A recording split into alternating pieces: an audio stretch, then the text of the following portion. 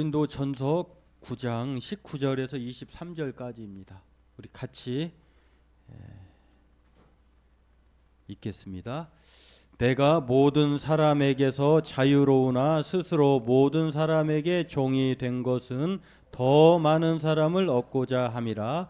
유대인들에게 내가 유대인과 같이 된 것은 유대인들을 얻고자 함이요, 율법 아래에 있는 자들에게는 내가 율법 아래에 있지 아니하나 율법 아래에 있는 자같이 된 것은 율법 아래에 있는 자들을 얻고자 함이요, 율법 없는 자에게는 내가 하나님께는 율법 없는 자가 아니요 도리어 그리스도의 율법 아래에 있는 자이나 율법 없는 자와 같이 된 것은 율법 없는 자들을 얻고자 함이라.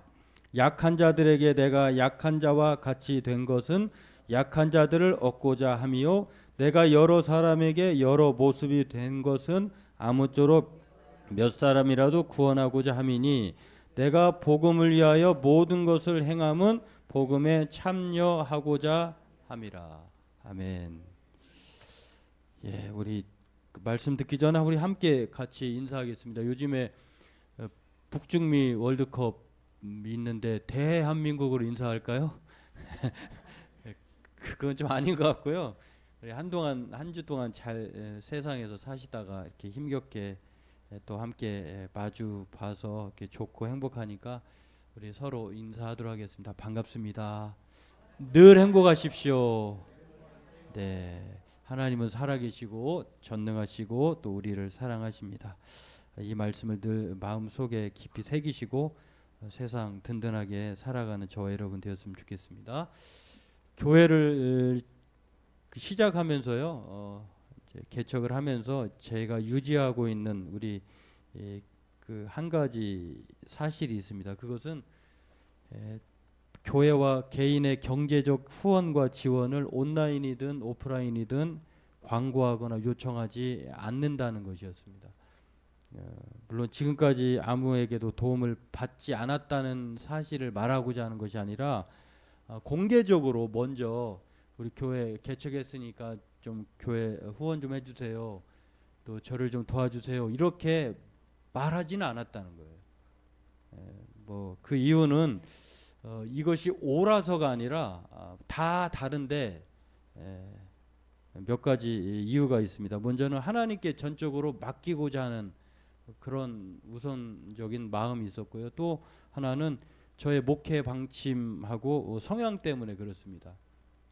차라리 집에서도 제가 늘 하는 말이 있어요. 그냥 안 차려주면 안 먹어요, 그냥. 뭐 그런데 이제 창피하게 가서 뭐 구걸하고 도와주세요, 이게 하기가 좀 그래요. 그래서 또 있고, 또 세 번째는 교회의 문턱을 좀 낮춰보고자 했어요. 이 작은 교회 개척을 하면 교인들이 모르는 분들이 또 한 번씩 또 소문 듣고 또는 뭐 누가 했으니까 그냥 인사차 오시는 분 있거든요. 근데 다들 하나같이 하는 말이 작은 교회는 부담된다는 거예요. 그 부담이 뭘까? 자기 속내가 다 드러난다는 것도 있고, 또 경제적인 어려우니까 자기가 해야 될 그 경제적인 부담이 있다는 거예요. 우리 교회는 헌금을 간소화했어요. 또 말하지도 않아요. 또 대래 하려고 하면 말린 적도 있어요. 그건 아닌 것 같다. 이런 그런 방침이 있었는데, 이걸 제가 옳다고 주장하는 것이 아니에요. 우리 교회만의 그것이 옳아요 이렇게 말하는 것이 아니라 다양한 형태의 목회자와 방식도 있다는 것을 부인하지 않지만 우리 교회는 그렇다라고 하는 것입니다. 오늘 본문에 나오는 이 사도 바울은요, 사도 중에 사도라고 일컫는 사람이고, 오늘날로 바꿔 말하면 목회자 중에 목회자라고 불리는 이 시대의 참 어른이라고 말할 수 있는 사람의 말이에요. 왜 자신이 개척한 고린도 교회 성도들이 오해를 했어요. 우리 1년 6개월 동안 교회에 사역하면서 복음으로 우리를 잘 가르쳤던 분 맞아? 떠나고 난 이후에 들려오는 소문에 의하면 아니, 사도 바울이 좀 다른 것 같아. 일반적인 사도들은 가족도 데리고 다니고 또 교회로부터 후원을 받아서 사역을 하는데, 아니 자기 일도 하면서 데리고 다니는 사람도 없고 좀 뭔가 이상해라고 하는 일부 성도들의 음해가 있었어요. 이 소식을 바울에게 들린 거예요. 그래서 바울이 내가 참 사도인 것이 이유가 있다 라고 하면서 두 가지 자기의 실제적인 자기의 삶의 본보기를 얘기를 하면서 성도들로 하여금 오해하지 말아라 라고 오늘 선을, 참 제가 요즘에 느끼는 것이 있는데요, 항상 말씀을 들으면 그 말씀에 대한 도전이 바로 일어나요. 예를 들어서 선을 넘지 말자 했는데 제가 지난주에 그 밥을 먹으면서 이 선을 넘어가지고, 아니 왜 국이 짭니까? 이건 제가 선을 넘어버리고 말았어요. 이게 준비하는 사람의 마음을 이게 헤아리지 않고, 물론 집에 가서 크게 혼나진 않았습니다만 바로 누가 이거 혼내, 우리 저 박 집사님이 그러셨구나. 그래가지고 아차 했어요. 이게 분명히 이게 오늘 본문의 주제가 나오면 여러분, 저나 여러분에게 이 문제가 분명히, 하나님도 살아계지만 사탄도 살아있어요. 분명히 이런 문제가 올 것을 예상하고 들으시기를 바라겠습니다. 그래서 오늘 바울이요, 이 자신에 대한 음해, 그 뭐 사도가 아니라고 하는 가짜야, 그런 것에 대해서 참된 사도의 증거를 첫 번째로 제시하는데, 그게 무엇이냐면 자기의 사도됨의 첫 번째 증거의 사례로 배려라고 말합니다. 이 배려라고 하는 말, 다른 말로 하면 양보이기도 하고 또 다른 말로는 사랑하는 마음이라는 거예요. 아니 이게 사실은 그 후원을 받아야 되는, 경제적인 후원을 받아야 되는 것은 당시의 율법으로도 정당한 거예요. 곡식 떠는 소에 입마개를 하지 말라고 하는 거 율법으로 말하는 거예요. 당연한 권리. 소가 일을 하며 먹을 것을 줘야 되는 것이 그것이 율법의 원칙이에요. 또 당시에 고린도 문화에, 또 로마 당시에, 그 당시 1세기 문화는 정당한 싹시예요. 그게 일하는 일꾼에게 싹을 주는 건 정당한데, 그리고 그 당시에는 후원자와 후원을 받는 사람이 보편적이에요. 마치 보호자가 보호해야 될 사람에게 그 모든 환경과 여건을 조성해 주는 것이 당연한 권리였어요. 우리로 얘기하면은 복지제도를 그 당시에는 그렇게 추구해 왔어요. 그러니까 율법으로나 당시의 관행으로나 후원을 받는 것은 당연한데, 이걸 안 했다고 교인 일부가 이게 참된 사도가 아니야 이렇게 말할 때에 바울은 그렇지 않아. 나는 교회와 성도들을 배려하기 위해서 내가 이 권리를 포기한 것이고 자비량으로 일을 하면서 그것을 충당해 왔다라고 자기의 사례를 들어서 말을 하는 것입니다. 어떻게 보면은 함께 1년 6개월 동안 할 때는 아무런 말을 하지 않다가 그 이후에 좀 뭔가 사람들이 좀 뭔가 안정적이고 평온하면은 이게 아무것도 아닌 문제를 가지고 긁어 부스럼을 만드는 경우가 있어요. 예전에는 그러지 않았는데, 아니 지나고 보니까 뭔 얘기가 나오면 이거를 문제시하는, 그래 더군다나 이 고린도 교회는 상당히 그 고린도 문화가 로마식 문화에 젖어 있어서요, 대단히 풍족하고 또 재능도 많고 능력도 많은, 그러면서도 아주 여러 가지가 혼재해 있는 그런 상황인데, 이러한 바울에 대해서 이 보편적인 후원 제도를 거부하고 자비량 사역을 하면서 이렇게 살아가는 일반적인 사도들과 다른 것을 보면서 이 성도들이 그렇게 오해를 한 것입니다. 그래서 이 바울에 대해 일부 사람들이 모종의 의심을 품었던 것인데요. 그리고 그런 바울을 성도들이 판단하고 심판하는 거예요. 아, 저분은 참된 사도가 아니야. 거짓 사도야. 이 권리를 포기하는 것, 자비랑 사역하는 것이 바울에게서는 성도들을 배려하는 것이고 교회를 배려한 것인데, 이것을 역으로 생각하고 있는 것에 대해서 바울은 철저하게 그것을 부정하면서 권리 포기와 자비랑 사역이 교회와 성도를 배려한 것이다라고 변증하는 것을 볼 수가 있습니다. 그렇습니다. 이 바울은 이 당시의 관행, 당연한 권리인 이 후원받을 권리, 경제적 지원을 행사하지 않았어요. 그런데 그렇다고 해서 이것을 오해하고 폄훼한 것에 대해서 바울은 배려라고 말하면서 나름의 이유가 있다고 얘기합니다. 내가 당신들을 배려한 것이 이유이기도 하고, 또는 자신이 복음을 효과적으로 전파하기 위해서 그렇게 했다라고 말합니다. 왜냐하면 이 후원을 받으면서 사역을 하면은요, 후원자의 마음을 살펴줘야 돼요. 요즘도 그게 없는 것 같아도 있어요.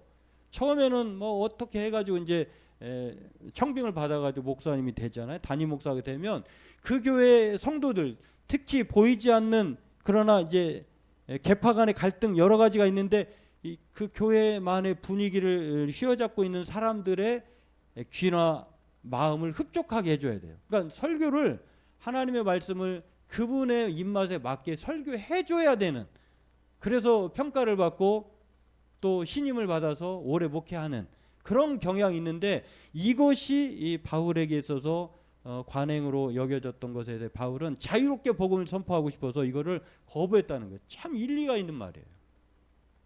당시 후원자의 눈치를 볼 수밖에 없는 것이 후원받는 사람의 그런 모습인데, 이것을 바울은 원치 않았다라고 하는 것입니다. 그래서 후원받을 권리를 포기하고 자기가 자비랑하면서 천막 텐트 메이커를 하면서 그렇게 살아왔다는 것을 알 수가 있습니다. 그래서 이 참된 사도됨의 첫 번째 증거를 바울은 여기서 배려에 있다라고 말을 하고 있는 것을, 성도들로 하여금 오해를 풀 것을 말씀하고 있습니다. 나름의 절박한 이유가 이 복음에 선포하는 데 있어서 매우 있고 싶지 않아서, 잘못 있으면 지적할 수도 없을 것이고요. 그분들의 원하는 방식대로 갈 수밖에 없는, 그래서 그냥 듣고 싶은 말만 듣게 해야 되는 그런 것을 피하고 싶어서 지금까지 앞장에서도 8장에서도 보면은요, 이 고린도 교회의 나쁜 습관 중에 하나가 배려가 없어요. 배려가. 그 중에 하나가 그 당시에는 뭐 노예고 주인이고 뭐 여러 가지 군인이고 모든 사람들이 고린도 교회 성도가 되었는데, 이제 성만찬을 하잖아요. 성만찬을 하게 되면은 그 성만찬이 우리가 오늘날처럼 딱 짜여져 있는 게 아니라 이제 먹을 것을 준비해 오는 거예요. 그러니까 저녁을 먹으면서 함께 또 예수님의 피와 살을 나누는 의식이기도 했어요. 그런데 노예인 사람들은, 종으로 그렇게 살다가 온 사람들은 주인들이 안 믿는 주인이 있을 거 아니에요. 그럼 일하다가 오면은 시간이 늦을 거 아니에요. 그러면은 이제 그 예배 시간이 되어서 성만찬에 위해서 왔는데 이미 다 주인이나 좀 넉넉한 사람들이 먹고 마시고 없어져 버려요. 그러면은 그 사람들은 배가 고파 죽는 거예요. 아니, 교회 갔는데 평안하기 위해서, 또 육체적인 안정을 얻기 위해서 갔는데 없어져. 배려가 없는 거예요. 지금까지 8장에서 우상의 제물에 대해서, 또 성만찬에 대해서 성도들에게 끊임없이 배려를 하라고 했는데, 여기는 이기적인 성도들의 모습이 있었다고 하는 것을 보면서 바울이 참된 사도의 증거로, 그래서 자신이 배려했던 것처럼 성도들에게 배려하는 것이 참된 사도고 참된 성도의 모습이다, 복음의 정신이다, 이렇게 말을 하고 있는 것입니다. 왜냐하면 이 배려는요, 바울의 입장에서는 성도들이 너무 안쓰러운 거예요. 교회가 함께 교회를, 하나님의 교회를 세워나가는 데에 자기의 이익만을, 권리만을 주장할 수 없다고 하는 이 바울의 사랑의 마음이 작동한 것인지를 알 수가 있습니다. 앞서 얘기했습니다만 이 바울은 그렇다고 해서 이 베드로나 또 다른 기타 사도들이 가족을 데리고 다니고 또 일을 안 하고 후원을 받는 것에 대해서 비난하지 않아요. 그러니까 여러 사역자가 있는 거예요. 그런 상황에서 자신이 조금 다르다고 해서 권리를 주장하지 않는다고 해서 참된 사도가 아니라고 하는 것은 옳지 않다, 이렇게 이기적인 마음을 버릴 것을, 배려할 것을 얘기하고 있는 것입니다. 두 분의 존경받는 두 분의 목사님이 계신데요. 어른으로서 이 시대의 목사님들 중에서도 상당히 덕망이 있는 그런 분으로 소개되는 분입니다. 한 분은 본인이 사역하면서 은퇴를 10년 앞두고 미리 하면서 이 교회를 5천 명이 모이는 교회였는데요, 4개의 교회로 나눠버려, 분립을 해버렸어요. 그러니까 5천 명 교회를 좀 4등분으로 나눠가지고 그 부목사님들에게 교회를 개척하게 했어요. 그리고 그 교회가 또 개척이 돼가지고 현재는 그 교회가 몇 개로 좀 불어났냐면 10개의 교회로 분립 개척이 되어서 현재 잘 복음 사역을 감당하고 있습니다. 이분의 아들이 있는데 3명의 아들이 있어요. 근데 3명의 아들 중에 1명만 목회자가 되었어요. 네, 막내인데 이 막내 아들이 사역을 하기 위해서 교회 청빙 공고가 뜨면은 이 교회에 자기 이력서를 대고 이렇게 냅니다. 근데 20군데가 넘는 교회로부터 한 번도 택함을 받지 못했어요. 이런 유혹이 있을 거예요. 아빠라고 하면 충분히 아빠가 이 4개나 교회를 분립시켰고 또 아빠 이름에 걸맞는 이름의 아들이라고 하면 나를 충분히 쓸 수 있는데 아빠 좀 도와줘 라고 말할 수도 있겠죠. 아들이 한 번도 그런 말을 하지도 않고 그런 딱한 아들의 사정을 보고도 아버지는 아들에게 내가 도와주랴 라고 말하지도 않았다고 하는 것입니다. 근데 이분이 아버지 목사님이 그 아들이 그런 상황에 놓여 있는 것을 보고 어느 날 마음이 좀 상했던 것 같아요. 그래서 어느 날 그 글을 써서 이렇게 아는 분들한테 이렇게 소개를 했는데 제목이 많이 속상한 일이에요. 막내가 몇 년 전에 구제 옷가게, 빈티지 옷가게를 시작하였다. 장사 될 때까지 생활비 좀 도와주랴 물었다. 고맙지만 사양하겠다고 한다. 이유를 물어보자 아들이 그러면 일용할 양식을 주시옵고 라고 하는 기도를 못하게 되잖아요 라고 하면서 아버지 덕을 보고 싶지 않고 하나님 덕을 보고 싶다고 고집한 거예요.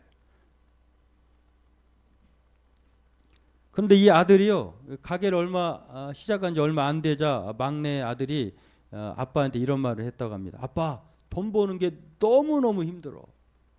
그런데 목사들은 교인들이 그렇게 힘들게 돈 벌어서 헌금하는 걸 몰라. 아들이 이중직을 하는 거예요. 주중에는 빈티지 가게를 하면서 주일에는 이제 교회를 하는 거예요. 그러니까 이중직 목사예요. 텐트 메이커예요. 바울처럼 비슷한 분이에요. 근데 이 교회 이름이 수박이라고 하는 수박 빈티지고 수박 가게가 빈티지고 수박 빈티지 수박 교회예요. 왜 수박이라고 해요? 우리가 수박을 생각해 보면 좀 여러분 수박이 모양이 뭐 알죠? 근데 이게 뭐하고 비슷하냐면 군대를 가보신 분 알겠지만 군대에 가보면 그 위장막 있어요. 위장막. 그러니까 적이 하늘에서 쳐다볼 때 멀리서 볼 때에 이게 풀인지 숲인지 모를 정도로 그런 모양새를 한 것이 바로 그런 영어의 표현 카모플라주라고 하는 그 이름을 빗대서 그렇게 지었다고 하는데 평범한 평일에는 겉보기에는 빈티지 옷가게이지만 본질은 복음을 전하는 목사다라고 하는 뜻에서 그 이름을 차용했다고 해요. 그 아버지의 그 아들이에요. 다른 한 분이 있어요. 이분은 32년 동안 한 교회를 목회를 했어요. 그리고 복음주의 계열에서는 유능한 설교자로 또 학자로 인정받는 분이에요. 근데 이분이 원로 목사로 2017년에 물러나면서 새로운 담임 목사를 청빙을 했어요. 근데 이 청빙하신 목사님과의 갈등이 생겼어요. 새 담임 목사와. 그리고 아들은 그 교회의 부목사이기도 해요.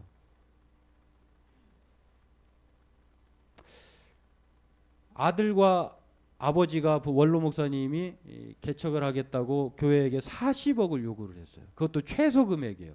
40억에서 100억인데 40억이라도 줘라. 나가서 개척하겠다. 아들도 목사의 자질이 좀 부족해요. 왜냐하면 교인들과 아마 이것도 마시고 뭐 다른 뭐 성도와 뭐 어디도 가고 이런 것들이 드러났어요.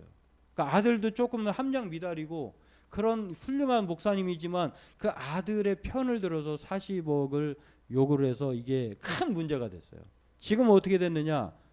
보통 그 교회 목사님들 그 부교육자들 개척을 시키면은 4억에서 5억 정도 개척을 지원을 한다고 해요. 근데 40억을 요구했으니 10배 정도 더 요구를 한 거잖아요. 최소 금액으로도. 여하튼 그런 문제가 있지. 그래도 성도들이 좀 성숙했어요. 받아들여지지 않았어요. 결국 어떻게 됐냐? 원로 목사님이 자기 아들과 사임하면서 좀 멀리 갔으면 괜찮았는데 한 3.5km 떨어진 곳에 개척하겠다고 하고 10억을 요구하고 그걸로 끝났어요.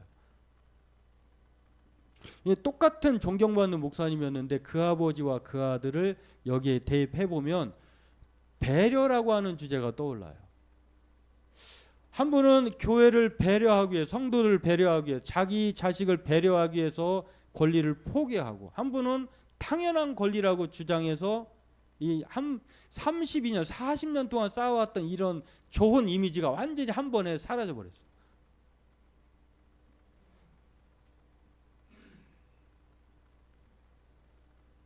모범을 보인 이 권리를 포기하신 목사님이 이런 말을 했어요. 하나님과 말씀에만 매달릴 수밖에 없는 광야에서 하나님의 사람들은 어떤 형편과 처지에서도 생존하고 승리하는 법을 배우고 훈련한다. 사랑하는 자식일수록 광야로 내몰아야 한다. 이게 참 우리가 이 말을 들으면 이론적으로는 맞아요. 근데 이게 내 일이 되면, 저와 여러분이 일이 되면 이게 그렇게 실천하기가 정말 어려워요. 저도 가끔 있으면은 이 동료하고 얘기하다 보면은 저도 제 입에도 저도 제 자식을 어떻게 하고 할 수 있는 형편이 아닌데 들어보면 딱해 아들이. 근데 이제 좀 어디 좀 취직할 수 없을까 물어봐요. 저한테 이렇게 좀 도움을 청하는 경우 있어요. 그 얘기 들어보면은 이제 딱해. 근데 속으로는 야, 나도 내 아들 둘 다 어떻게 하지도 못하고 있는데 네 아들까지 내가 챙길 수가 있을까 하는 마음이 들어요. 근데 부모의 마음은 다 동일해요. 바울은 교회와 성도들을 배려하는 마음에서 참된 사도로서 자신의 권리를 포기하는 것을 볼 수가 있습니다. 이 배려를 다른 말로 사랑하는 마음이에요. 바라기는 저와 여러분들도 우리들의 행보가, 우리 교회와 성도가, 우리의 삶이 배려라고 하는 참된 사도의 표지처럼 우리 성도들 또한 이러한 배려의 표지로 살아가는 저와 여러분들에게 주의 이름으로 소망합니다. 두 번째로 이 바울이 참된 사도의 증거로 뭘 얘기하고 있냐면은 자기 절제를 말합니다. 바울은 사실 율법의 자유로운, 아주 율법으로는 아주 똘똘 뭉쳤던 사람인데 예수 그리스도를 만난 이후에 율법이 구원하는 것이 아니라 그리스도 예수의 은혜로 말미암아 구원받는 사실을 알게 된 사람이에요. 율법에 대한 아주 전문가예요. 근데 율법에 속한 사람들에게는 율법의 사람으로 살았고, 율법이 없는 사람들에게는 율법 없는 사람처럼 그렇게 처신을 하는 아주 처신의 달인이에요. 근데 우리가 오해하지 말아야 될 것은 그런 사람들에게 종이 되었, 자기는 자유민이에요. 로마 시민권자이기도 해요. 그리고 율법이 있는 사람들에게는 율법을 가르칠 만한 그런 교사 권리도 있어요. 또 율법이 없는 사람들에게는 자기가 산 증인이에요. 왜냐하면 예수님을 만난 사람이고 또 율법이 아니라 믿음으로 말미암아 구원 얻는다라고 하는 그런 복음을 전하는 사람이에요. 근데 그런 모든 어떤 사람을 만나든지 그 사람들에게 당신 말이야 율법으로 보면 틀렸어 이렇게 말하지 않고 그런 사람들에게도 인정을 받고 그렇지 못한 사람들에게도 인정을 받아요. 왜 그랬을까? 그 사람은, 이 바울은 모든 사람들의 종이 되기로 작정한 사람으로 살았다는 것을 말씀해 주고 있습니다. 우리가 오해하지 말아야 될 것은 종이 되었다라고 하니까 바울을 율법의 사람들이 바울을 막 종부리듯이 하고 이방인들이 막 허드렛 일 시키고 종을 삼았다는 그런 뜻이 아니라 자기가 율법에 있는 사람이든 율법이 없는 사람이든 어떤 사람을 만나든지 간에 주인 행세를 할 수 있는데 그런 마음이 자꾸 끌어올라요. 근데 그걸 안 했다는 거예요. 내가 저분을 볼 때 가르칠 수 있고 주인 행세를 할 수 있는데 아니야. 그러면 안 되지. 예수님이 우리의 스스로 몸이 낮아지셔서 주인 행세를 하지 않고 섬김의 종으로 오셨는데 내가 그럴 수 없지 하고 자기를 절제시켰다는 말이에요. 나 자신을 종으로 삼았다라고 하는 이 역설적인 표현은 예수님으로부터 배운 본받은 그런 정신이었다는 것을 알 수가 있습니다. 누구를 대하든 자신의 자유행사가 부정적인 결과를 초래하지 않도록 자신을 절제시켰다는 거예요. 내가 이런 일을 하다가 성도들과 하다가 괜히 자기가 아는 척하고 주인 행세를 하다가 혹시 오해를, 복음에 대한 방해가 있거나 오해를 할까봐 그걸 안 했다는 거예요. 우리도 불현듯 살면서 신앙생활하면서 모르면 가만히 있어 이렇게 가르치고 싶을 때가 있잖아요. 이걸 안 했다는 거예요. 바울은 얼마든지 자기 마음대로 행동할 수 있는 자신이 19절에 말한 것처럼 자유로운 사람이에요. 그러나 스스로 모든 사람에게 종이 되었다라고 자기 절제를 얘기하고 있습니다. 더 많은 사람을 구원하기 싶어서.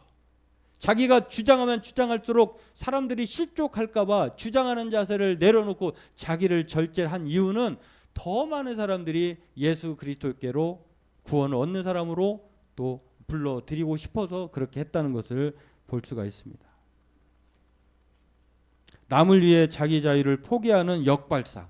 이게 복음의 정신이고 예수님이 우리에게 요구하신, 가르쳐 주신 그런 삶의 모범이다라고 하는 것입니다. 여러분들 한 번쯤 다 들어본 어른 김장하라고 하는 이 다큐멘터리가 있어. 이분은 참 이분을 보면 진짜 이 시대의 참 어른이다라고 하는 것을 체감할 수 있는 분이에요. 이분이 그 한약방 점원으로 일하면서 고등학교 진학을 포기하고 이게 뭐 고등학교도 제대로 못 나오신 분이에요. 근데 한약방 점원으로 이제 취직을 해가지고 한의학을 독학을 하면서 공부를 했어요. 근데 18살에 한약업사의 시험에 합격을 했어요. 18살에. 대단한 분이잖아요. 근데 이분이 이분의 한약업사가 합격이 됐으니까 약을 제조해서 팔 수 있잖아요. 근데 이분의 약을 먹으면은 병이 낫는다고 하는 소문이 퍼졌어요. 그래갖고 돈을 많이 벌었어요. 아픈 사람들에게 번 돈을 나를 위해 쓰는 것은 안 된다라고 하는 마음이 이분의 마음을 사로잡았어요. 그러니까 돈을 벌었는데 어떻게 벌었느냐? 아픈 사람에게 약을 지어서 그 아픈 사람이 돈을 벌어서 부자가 된 거잖아요. 이거를 자기 마음대로 쓰고 싶은 마음이 생기지 않는 거예요. 내가 이 병든 사람, 그러니까 조금 뭐 비유가 어떨지 모릅니다만 그 초등학교 학교 가게에 막 그 코 흘리게 돈을 통해서 부자가 된 그런 돈을 함부로 쓰고 싶지 않다는 마음이 들은 거예요. 그래가지고 30대 초반부터 수입을 사회에 환원하자라고 하는 마음을 갖고 수많은 학생에게 장학금을 줍니다. 물론 고등학교도 세웠어요. 그리고 이 수백억 원의 가치가 있는 고등학교도 사회에 환원을 했어요.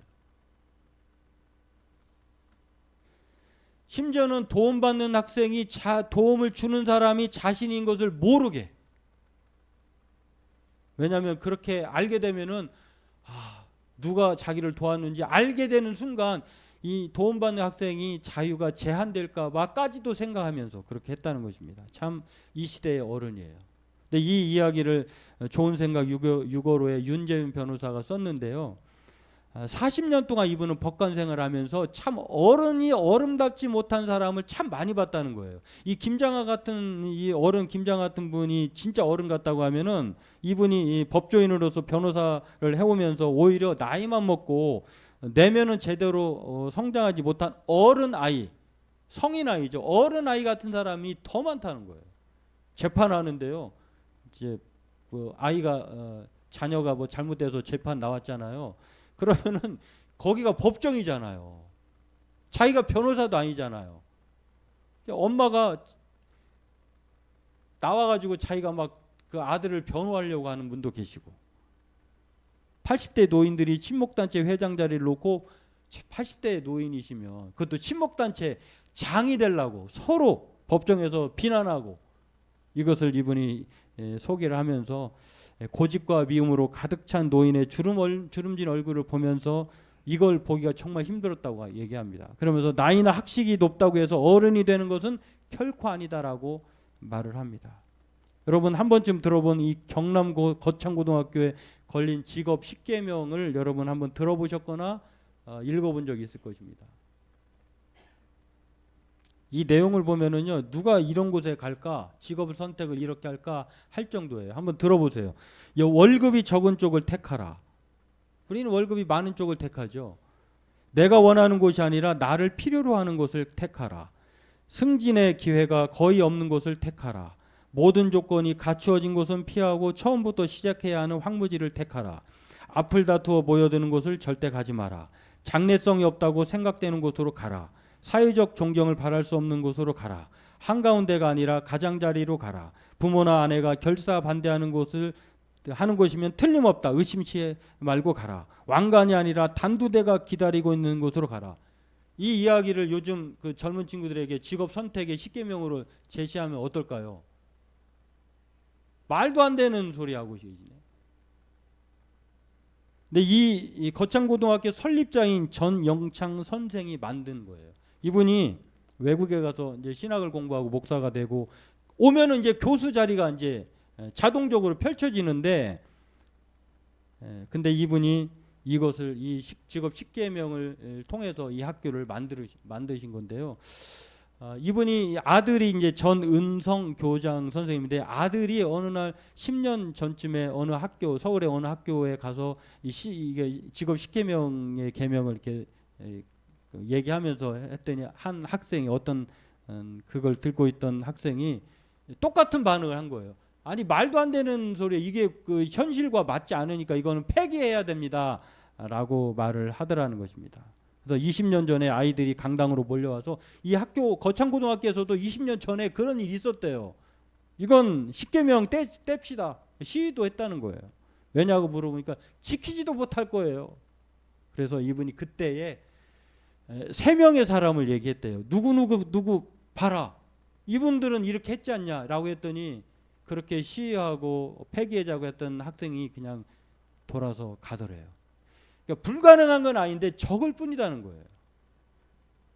우리들의 목사들의 목사라고 불리는 유진 피터슨이요, 그 길을 걸으라고 하는 그 책에서 현대 교회의 본질적인 위기를 그 말로 표현했어요. 예수님이 요한복음 14장 6절에 나는 길이요 진리요 생명이라고 말씀했잖아요.